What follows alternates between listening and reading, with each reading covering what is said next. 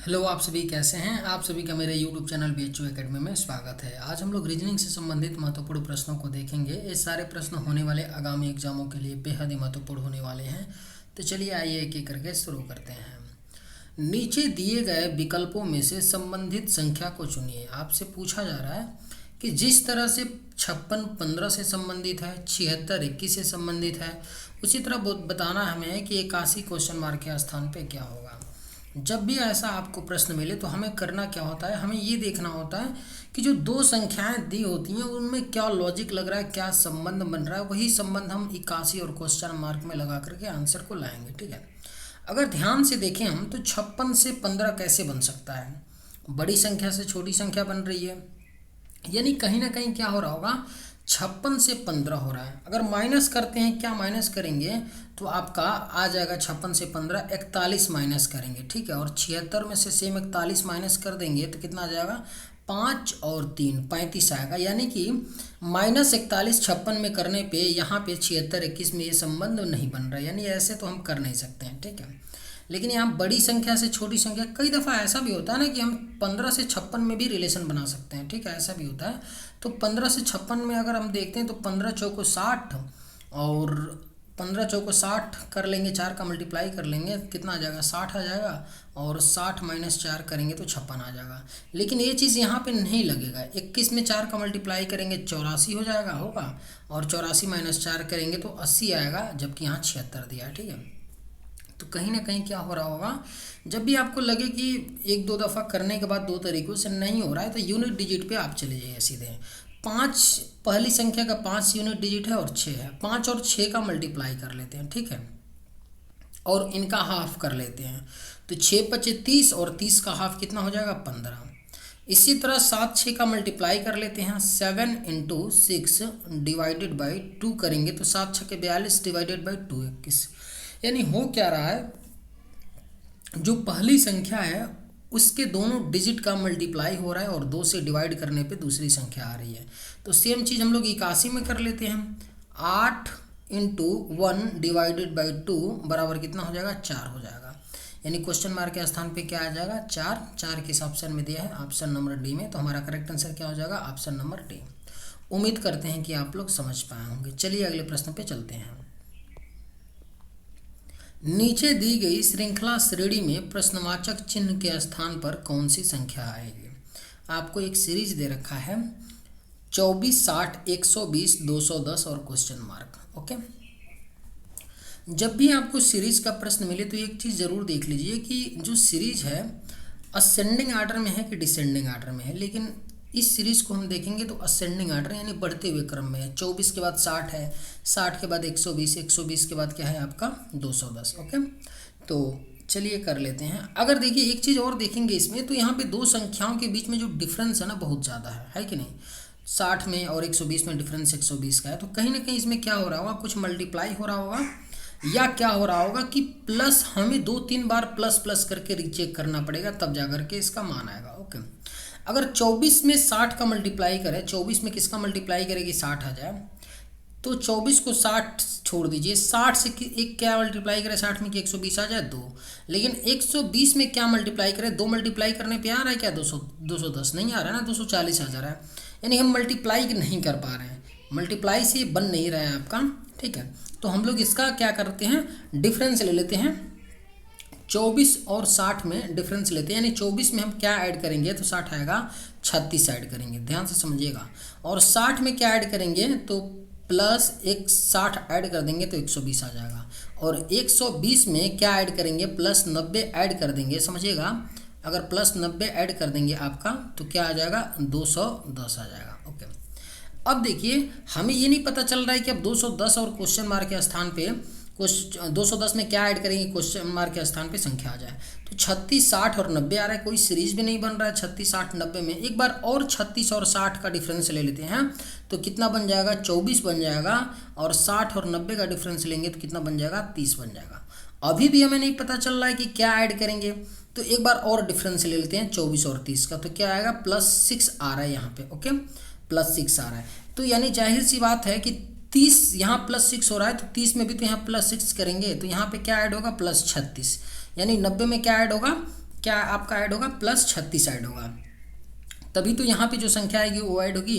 तो 90 में जोड़ देंगे तो कितना आ जाएगा, 126 आ जाएगा। यानी कि हमें 210 में 126 अगर जोड़ते हैं तो हमारा क्वेश्चन मार्क के स्थान पे पता चल जाएगा क्या आएगा। तो जोड़ लेते हैं, 200 एक 300 और 26 10 36 यानी 336, यानी क्वेश्चन मार्क के स्थान पे हमारा 336 आएगा। किस ऑप्शन में दिया है, ऑप्शन नंबर बी में।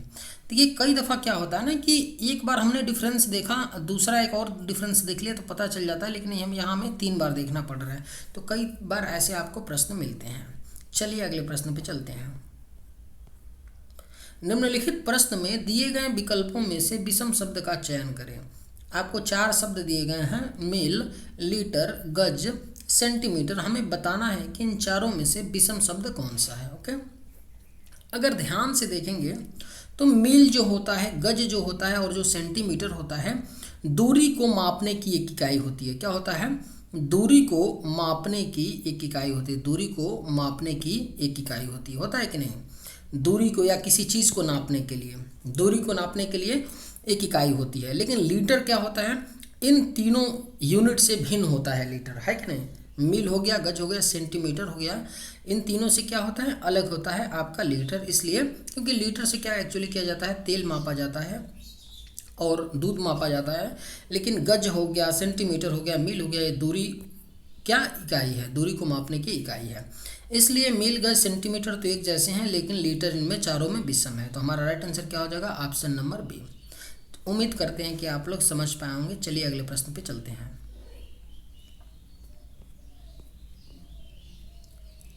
एक निश्चित कोड में टीम को WHDP के रूप में लिखा जाता है, उसी कोड में क्वाइंस को कैसे लिखा जाएगा। जब भी आपको ऐसा प्रश्न मिले कि अल्फ़ाबेट को अल्फ़ाबेट से कोड किया जाता है तो वहाँ पे कुछ नहीं होता है। मैं हमेशा बोलता हूँ कि उसमें कुछ नहीं होता है। जो पहला ये टीम शब्द दिया है ना, इसमें क्या होगा कि इसके प्लेस वैल्यू में कुछ ऐड होकर के WHDP बनेगा और कुछ नहीं होगा।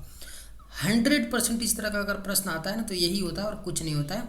ये अलग बात हो जाएगा कि यहाँ पे टी का कई दफ़ा W से रिलेशन होता है, तो कई दफ़ा टी का P से रिलेशन रहेगा, तो कई दफ़ा क्वेश्चन में टी का S से रिलेशन रहेगा। ऐसे होता है, बस यही इंटरचेंज होगा। बाकी आपको यही करना होता है कि जो टीम दिया है ना उसके क्या होता है, प्लेस वैल्यू में कुछ ऐड होता है या कुछ सब्सट्रैक्ट होता है, तो आगे वाली जिससे कोड की गई होती है टीम को वह आता है। तो देख लेते हैं, टीम का हम लिख लेते हैं, क्या कर लेते हैं आपका प्लेस वैल्यू। देखिए मैं समझाने के लिए लिख रहा हूँ, लिखने की ज़रूरत बिल्कुल नहीं है। हमें साफ दिख रहा है कि यहाँ टी का 20 हो रहा है, यहाँ पे W 23 हो रहा है, यानी +3 ऐड हो रहा है। लेकिन समझाने के लिए यहाँ पे मैं लिख ले रहा हूँ। ओके, आपको टी का 20 होता है, ई का कितना होता है 5 होता है, ए का 1, एम का 13 होता है, ठीक है। और डब्ल्यू का कितना होता है 23 होता है, एच का कितना होता है 8 होता है, डी का 4 होता है, पी का 16 होता है। आप स्पष्ट देख रहे होंगे कि 20 से 23 हो रहा है, यानी +3 ऐड हो रहा है ना। 5 से 8 हो रहा है, +3 ऐड हो रहा है। 1 से 4 हो रहा है, +3 ऐड हो रहा है। 13 से 16 हो रहा है, +3 ऐड हो रहा है, यानी कुछ नहीं हो रहा है। यहाँ टीम के प्लेस वैल्यू में प्लस अल्फ़ाबेट के प्लेस वैल्यू में +3 ऐड करने पे WHDP आ रहा है। तो सेम चीज़ हम लोग क्वाइंस में कर लेते हैं। क्वाइंस के प्लेस वैल्यू में हम 3 ऐड करके लिख लेते हैं, ठीक है। सी का प्लेस वैल्यू कितना होता है 3 होता है, उसमें 3 ऐड करेंगे तो 6 किसका प्लेस वैल्यू होता है, एफ का होता है। ओ का प्लेस वैल्यू 15 +3 करेंगे तो 18 किसका प्लेस वैल्यू होता है, आर का। आई का प्लेस वैल्यू कितना होता है 9 होता है, 3 ऐड करेंगे तो 12 किसका प्लेस वैल्यू होता है, एल का। एन का प्लेस वैल्यू 14 में 3 ऐड करेंगे 17 किसका प्लेस वैल्यू होता है, क्यू का। और यस का प्लेस वैल्यू 19 में 3 ऐड करेंगे तो 22 आपका भी का प्लेस वैल्यू होता है।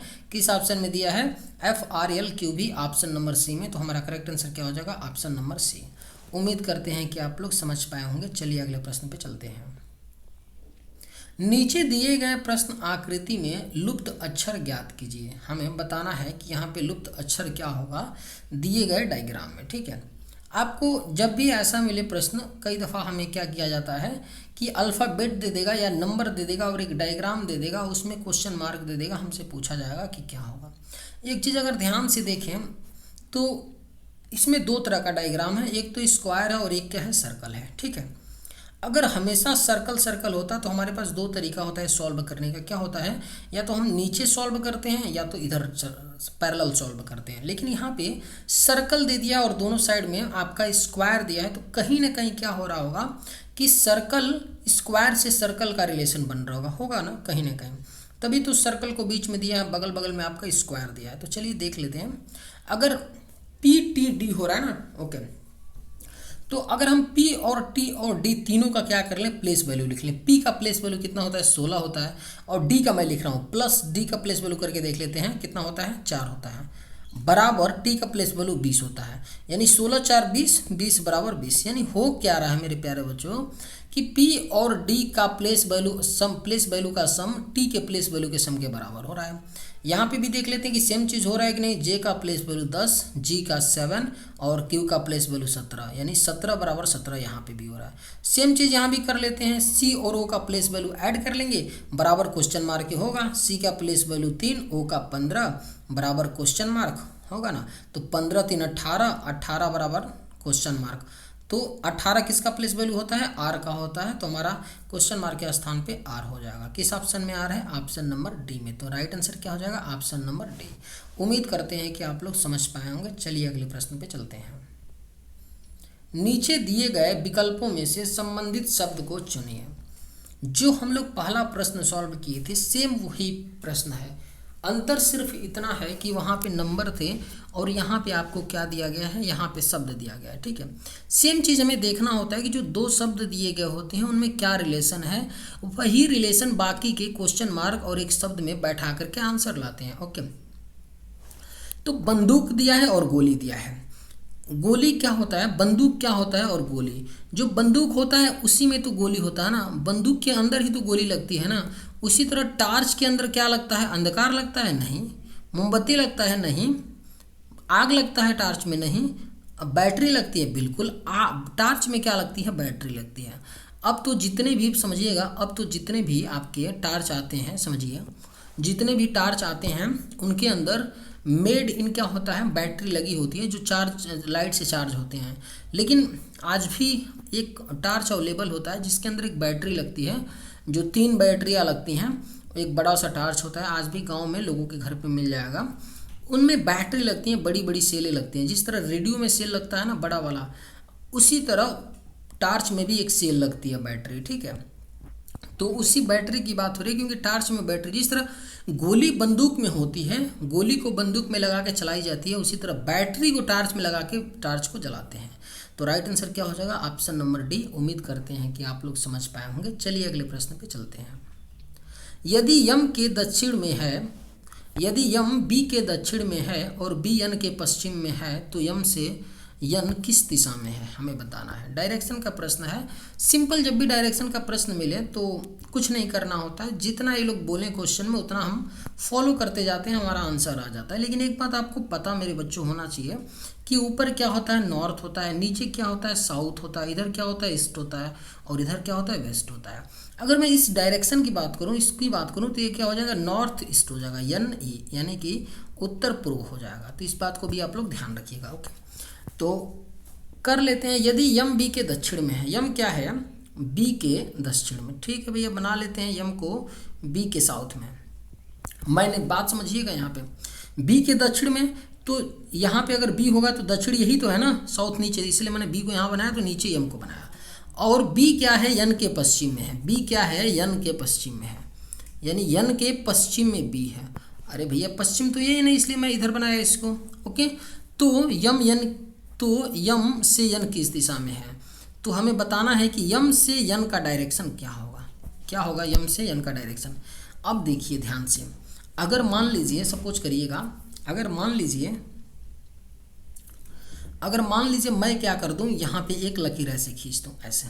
ओके, और ऐसे ना खींच करके आप ऐसे देखिए, आप ये देखिए कि नीचे साउथ था ना, साउथ, और साउथ के स्थान पे यम था, तो और यहाँ पे यन की जगह क्या आ गया है, ई आ गया है, आया है ना, और डब्ल्यू की जगह बी आ गया है। तो यही तो हमसे पूछ रहा है ना, ये वाला, ये कितना, ये कौन सा दिशा होगा, तो ये नॉर्थ ईस्ट ही तो होगा ना, यानी उत्तर पूर्व ही तो दिशा होगा ना। तो राइट आंसर क्या हो जाएगा, ऑप्शन नंबर सी, उत्तर पूर्व। चलिए अगले प्रश्न पे चलते हैं। उस वेन आरेख का चयन करें जो दिए गए वर्गों के बीच संबंध को सर्वोत्तम रूप से दर्शाता है। जिस तरह चाचा, रिश्तेदार, धनी, ये 3 शब्द दिए गए हैं, उनमें हमें क्या बनाना है, तीनों शब्द से एक डायग्राम बनाना है। कौन सा हम डायग्राम बना सकते हैं, देख लेते हैं। चाचा, रिश्तेदार, धनी, इन सब में कॉमन क्या होता है आपका, तो रिश्तेदार कॉमन है।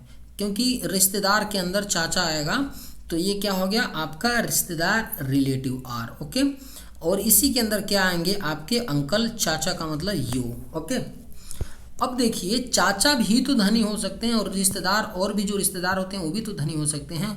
तो जो धनी का डायग्राम होगा वो कुछ तरह इस तरह होगा, रिच का जो डायग्राम होगा कुछ इस तरह बनेगा। तो इस तरह का डायग्राम बन जाएगा, रिश्तेदार उसके अंदर चाचा, रिश्तेदार उसके अंदर चाचा, और चाचा और रिश्तेदार दोनों को क्या करेगा क्रॉस करते हुए आपका एक रिच का सर्कल बनेगा। इस तरह डायग्राम किस ऑप्शन में दिया है, ऑप्शन नंबर बी में। तो हमारा राइट आंसर क्या हो जाएगा, ऑप्शन नंबर बी। उम्मीद करते हैं कि आप लोग समझ पाए होंगे। चलिए अगले प्रश्न पे चलते हैं। निम्न अक्षर, संख्या और प्रतीक श्रृंखला के आधार पर पूछे गए प्रश्न का उत्तर दीजिए। आपको एक यहाँ पे श्रृंखला दिया है, सीरीज दिया है संख्याओं का और किसका, प्रतीकों का और अक्षरों का। तो हमें बताना है इसी पे आधारित एक प्रश्न जो नीचे पूछा गया है, ऐसे कितने प्रतीक हैं जिनके ठीक पहले एक प्रतीक है और ठीक बाद में प्रतीक है। यानी एक साइन यहाँ प्रतीक रहेगा, ठीक है, उसके बाद में भी प्रतीक है, उसके पहले भी प्रतीक है।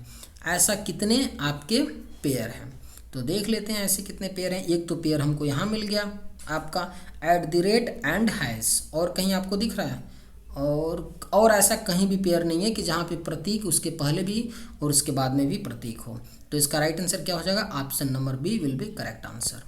उम्मीद करते हैं कि आप लोग समझ पाए होंगे। चलिए अगले प्रश्न पे चलते हैं। यदि यम का अर्थ गुणे, गुणे का अर्थ माइनस, भागे का अर्थ प्लस और माइनस का अर्थ भागे, तो हमें बताना है 125 - 5 भागे 15 + 2 × 4 + 3 का मान। देखिए ये फिक्स सेट पैटर्न का प्रश्न होता है, इसको कक्षा 5 का भी बालक कर सकता है, लेकिन एसएससी में एक पूछा ही जाता है, इसलिए इस प्रश्न को यहाँ पे रखा गया है। कुछ नहीं करना होता है, जिस साइन के लिए जो साइन यूज कर रहे हैं, रिप्लेस कर रहे हैं, डायरेक्ट हम उस साइन को यहाँ पुट करेंगे और सॉल्व कर लेंगे। बोले हैं कि प्लस को गुणा बोलते हैं, तो गुणा बना लेते हैं प्लस को, और माइनस, और गुणे का अर्थ माइनस है, गुणे का अर्थ माइनस है, और भाग्य का अर्थ प्लस है, भाग्य का अर्थ क्या है, प्लस है, ठीक है, और माइनस का अर्थ क्या है, भाग्य है, और आपका माइनस का अर्थ क्या है,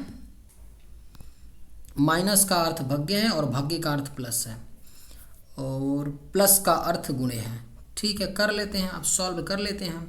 यहाँ पे लेकिन क्या दिया गया है, भाग्य का अर्थ प्लस, ठीक है, और ओके कर लेते हैं सॉल्व इसी को। अब 5 से डिवाइड कर लेंगे तो कितना जाएगा, 25 × 5 = 125, और 25 हो गया, और 25 मल्टीप्लाई कर लेंगे प्लस 30, ओके, माइनस कितना हो गया, 12, ठीक है।